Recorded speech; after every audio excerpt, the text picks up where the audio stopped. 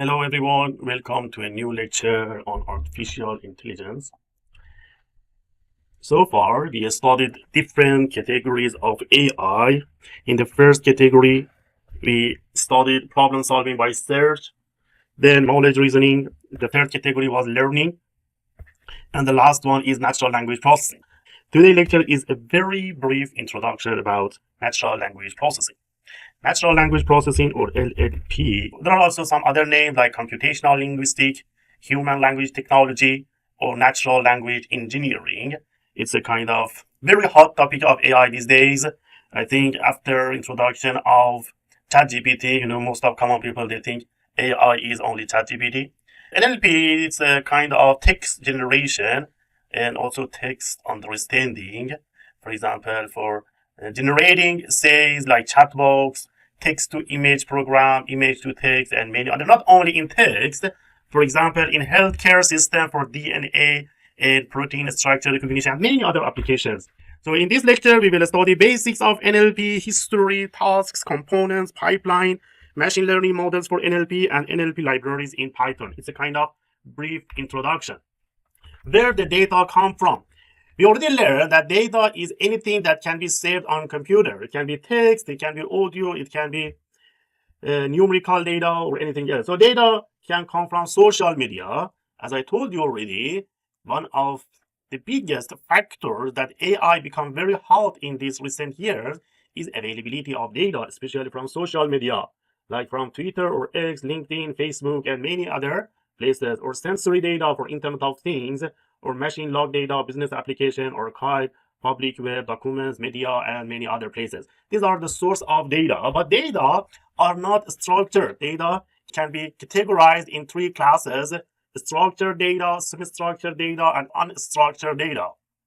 In the case of structured data, it's kind of organized and they follow a specific format or schema. It is easily searchable as it is typically stored in databases with well-defined schemas. If you want to know some examples like data stored in relational databases, or you can say CSV file, JSON tabular files, Excel spreadsheet. So structured data is easy to process and analyze using traditional database management tools. In between the structured data and unstructured data, we have semi-structured data. So this kind of semi-structured data falls between them, and it has some level of organization, but does not conform to a rigid structure like structured data. It is often, responded in form of JSON, XML, log file, or NoSQL database. NoSQL means not only SQL, not NoSQL. So it is used normally for application where flexibility in data representation is necessary. And the last one, and the most difficult one, and in the case of NLP, we have challenges with one, is unstructured data. Is lack of a specific format or structure. Unstructured data include a wide range of information like text, images, audio, video files, and many other things, right? So it's a kind of analyzing of such kind of unstructured data is difficult compared to structured data. Why? Because it requires specialized tools and techniques like NLP that we are going to study. Now, before we jump in, so let's talk about natural language.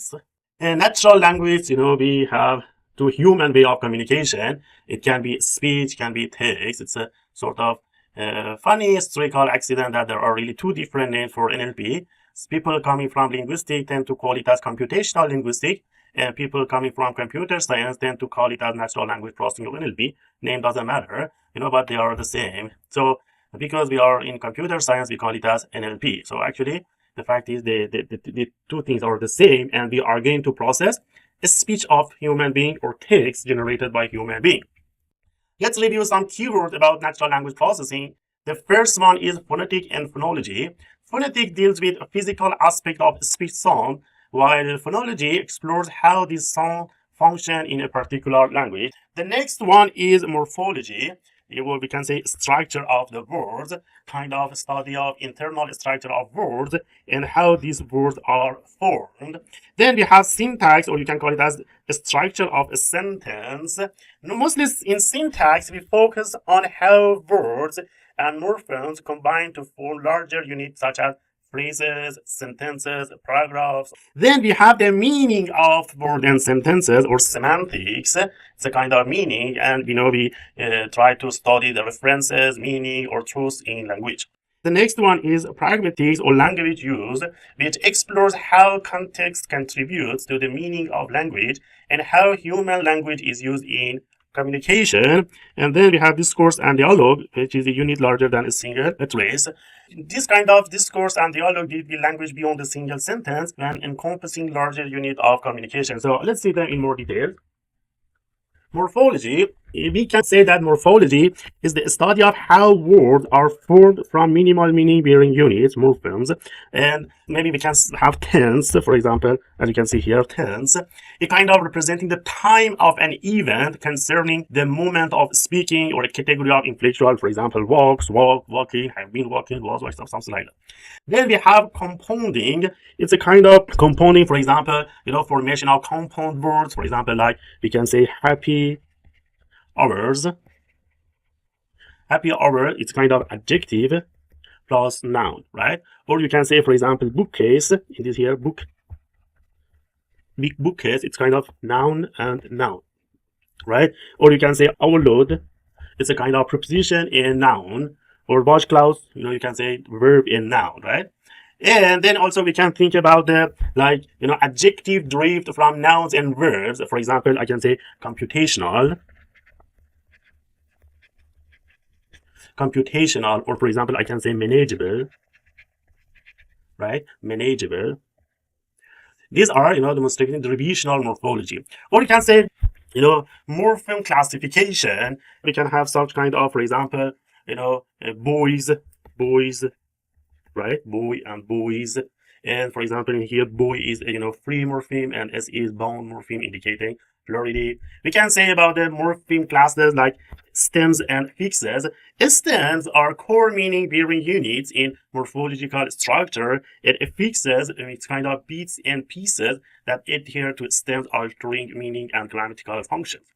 Then we can have, kind of inflectual morphology, like the resulting word maintain the same word class as the original, or also serving as a grammatical or semantic purpose different from the original. These are kind of, linguistic words. Next one is syntax.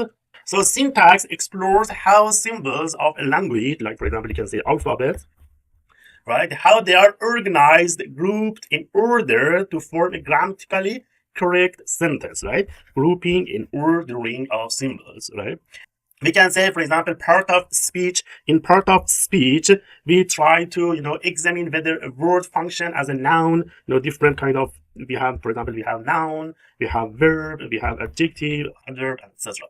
And also, we care about meaning, inflection, and distribution, where we consider how words convey meaning, undergo inflection, and distribute within sentences.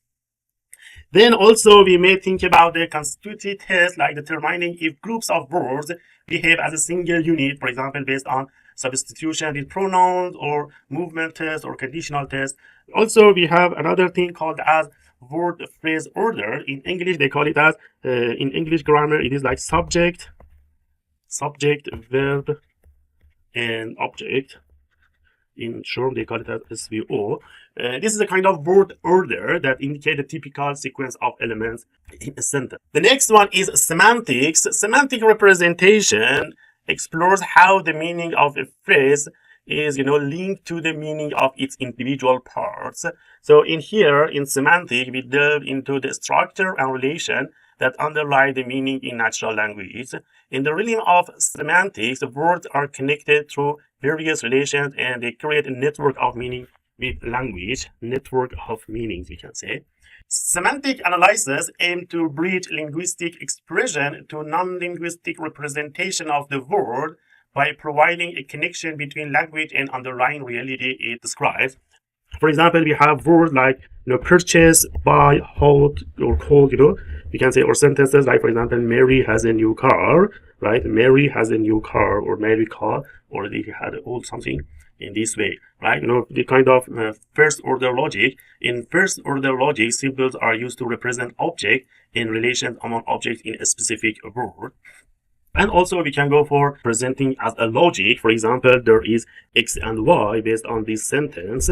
There is X and Y. Where we say there is an X and Y such that having X, so it means we can say Mary has a X, where Y is an object, right? Y is an object and Mary has it, right? And this Y is the object that Mary poses. And Y is specifically the car that we are having here. And also this has the age Z, right? And the age of the car is less than a year. So we say there exists X and Y having X and this is and having X and having Mary X having Y and X. It means Mary is the owner of the car and car is Y. And this car has an age which is Z and Z is greater than 1. This is how we can present in first order logic. In the context of pragmatics, we delve into the understanding that a part of a sentence meaning goes beyond its structure and combination. Instead, it's rooted in the study of language within contextual framework, context of use, not only the meaning, right? The context is there. So we have, for example, source of meaning. Meaning is derived from a broader understanding of the word. We do not see what is there only. And we have some inference that are drawn based on implicit rules governing conversations. We try to go for belief and attitudes, meaning is shaped by the perspective and semantic of the speaker. What the speaker says, some other contextual influences are there, like the first one can be belief and attitude. The second one can be environment, physical environment where the guy is talking. Contextual cues from the surrounding influence interpretation, such as observing someone in action or these things, right?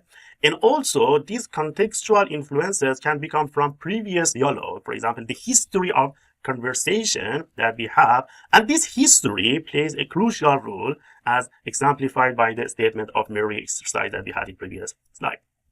For example, yesterday she did much better.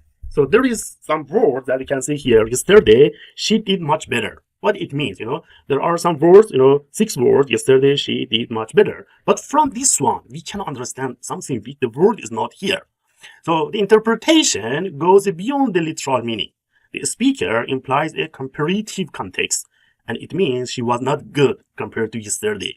And in case of contextual insight, we go for understanding improvement relies on shared knowledge or previous discourse about the person performance that we have.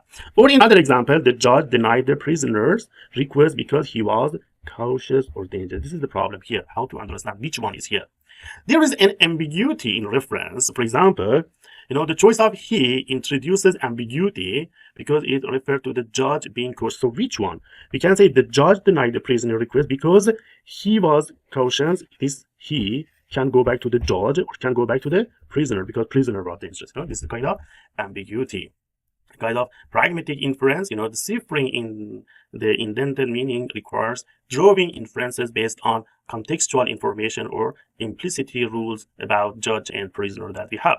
Or for example, can you pass the salt to me? So it's a kind of beyond literal request. This phrase reflects politeness norm. It's kind of sentiment analysis. We can say it's polite. And also the speaker expects the listener to understand the implicit request for the salt. So when we say, can you pass? Absolutely, he can pass it. Salt is very light, it's not very heavy, but a kind of polite request, right?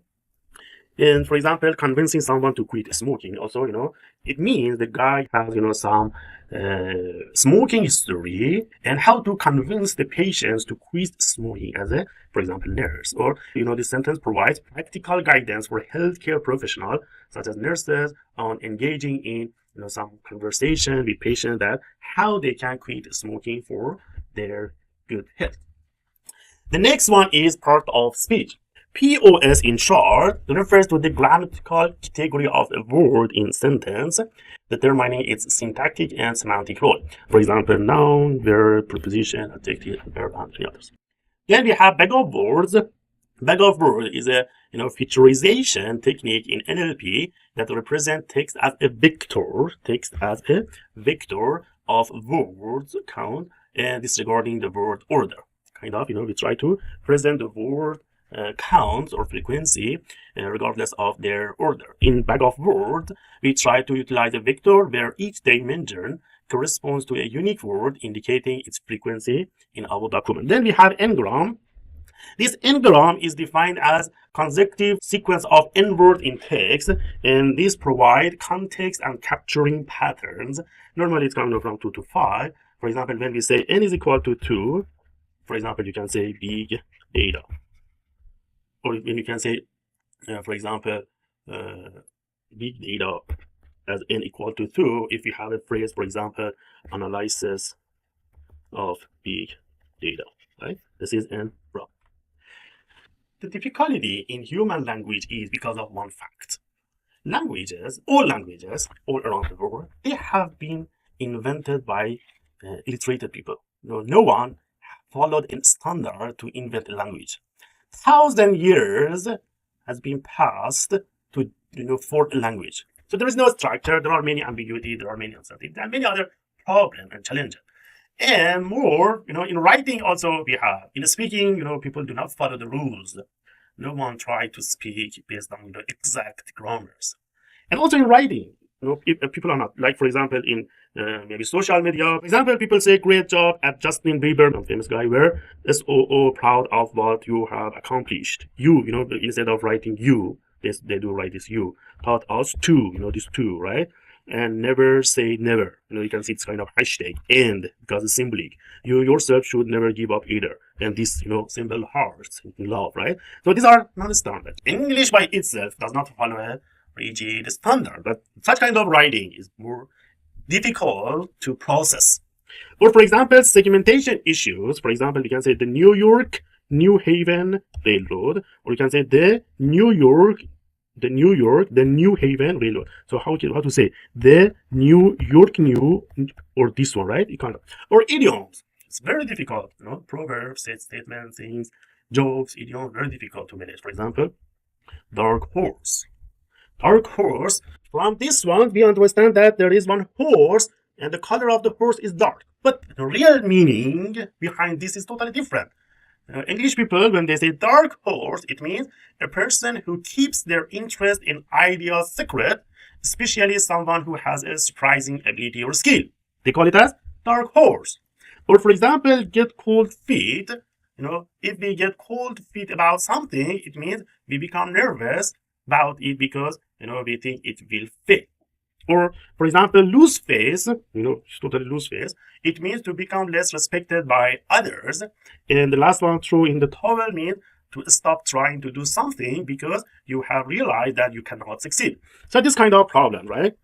Or no logics, unfriend, retweet, I want to unfriend him, unfollow him, or retweet something, or bromance, something is problem. Or word knowledge, for example, Mary and Sue are sisters, and Mary and Sue are mothers. So this, indicate a logical inconsistency. In the natural order events, individuals typically become mother after being sister. However, this in here, sentences suggest that Mary and Sue are both sister and mothers at the same time, and which is contradicts the usual progression of Emily's rule. Or here, tricky entity meaning. Where is a ball like playing, let it be was reordered, a mutation on 4 gene, It's a kind of tricky entity names, not easy to understand by machine. Now, let's define what is the meaning of natural language processing.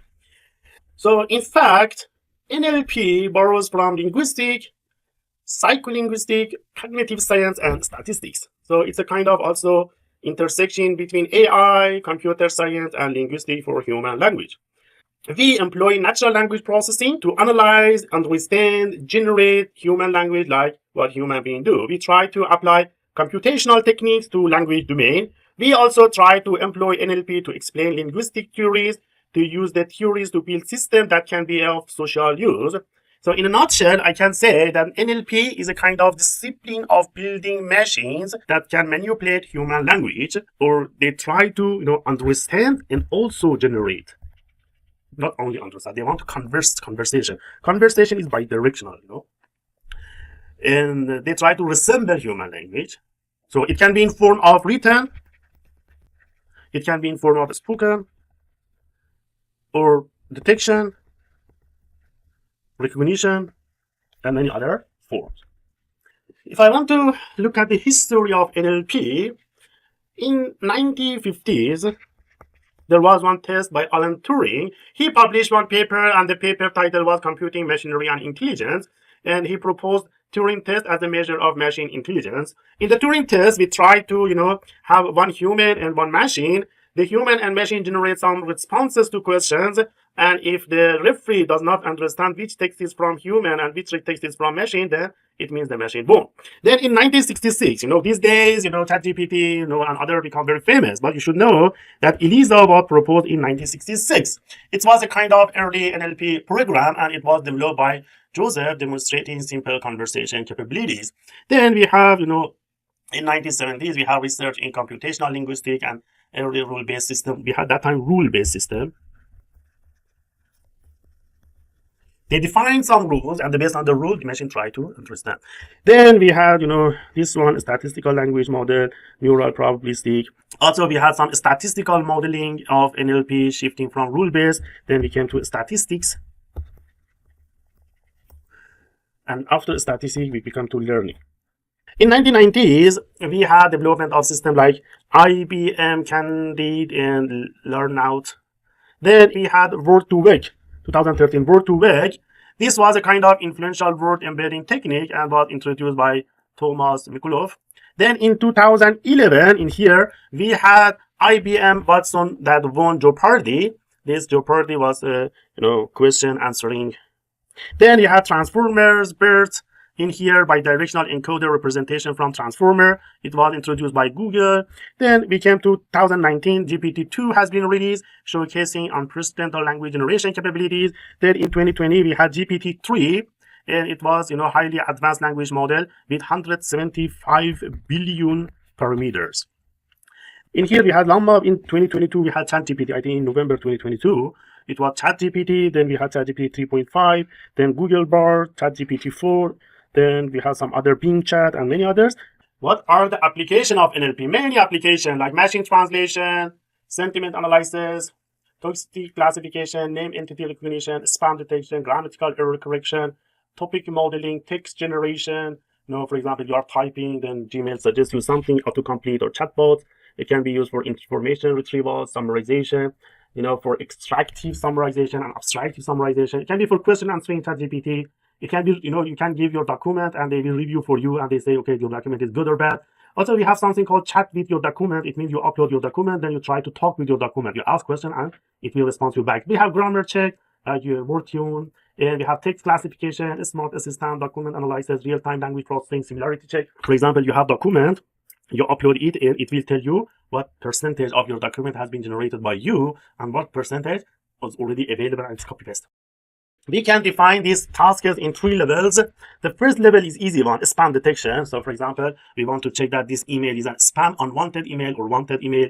It can be part of speech, like for example, you see colorless green ideal sleep firstly, it's kind of part of speech. Then we can say, for example, Einstein met with UN official in Princeton, the kind of named entity recognition.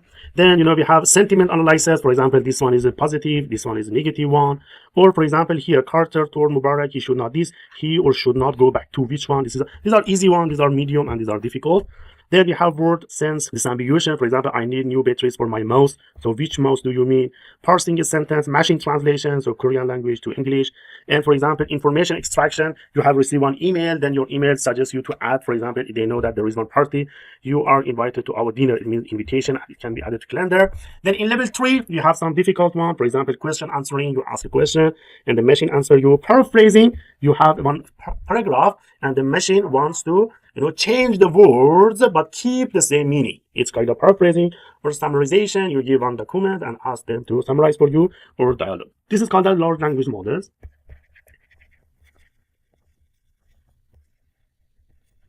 These are difficult ones. Machine translation, it's what is that? It's a kind of subfield of computational linguistics.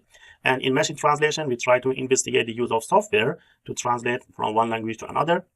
We have statistical machine translation and also we have neural machine translation. In statistical, we rely on a statistical model and algorithms to translate text from one language to another. In the case of statistical, it tries to analyze existing translation and establish rules that are most suitable for the translation task.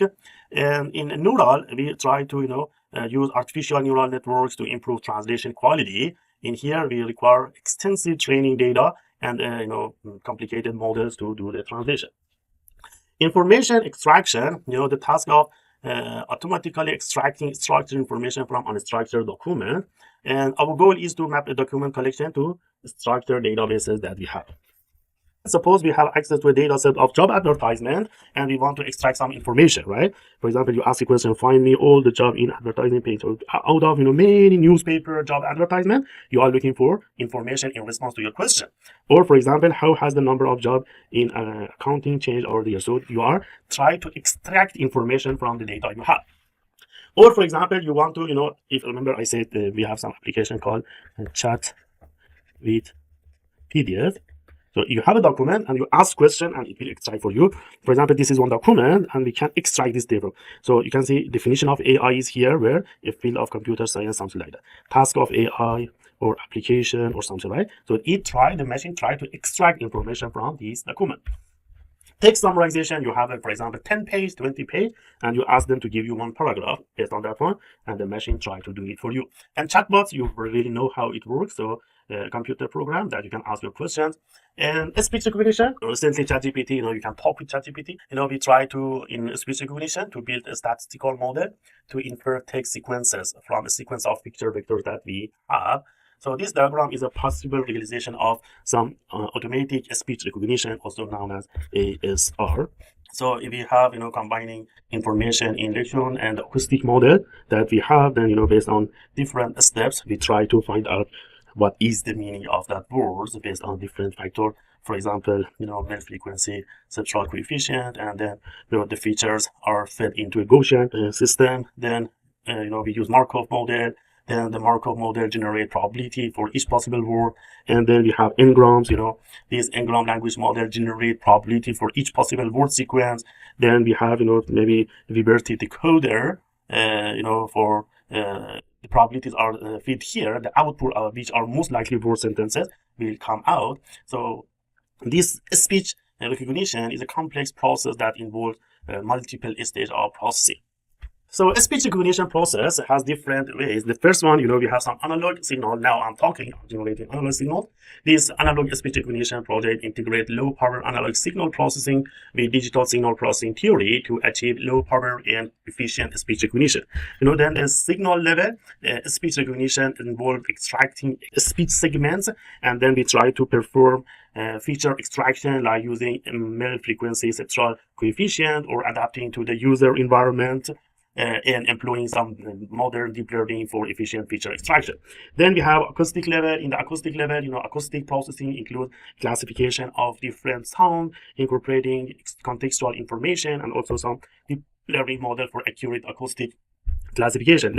In the language level, speech recognition involves combining sound into word, assembling word into sentence, and also deploying some deep learning for analyzing. And then we have some transcription. This is the final stage of speech recognition, where the recognized speech is converted to the text.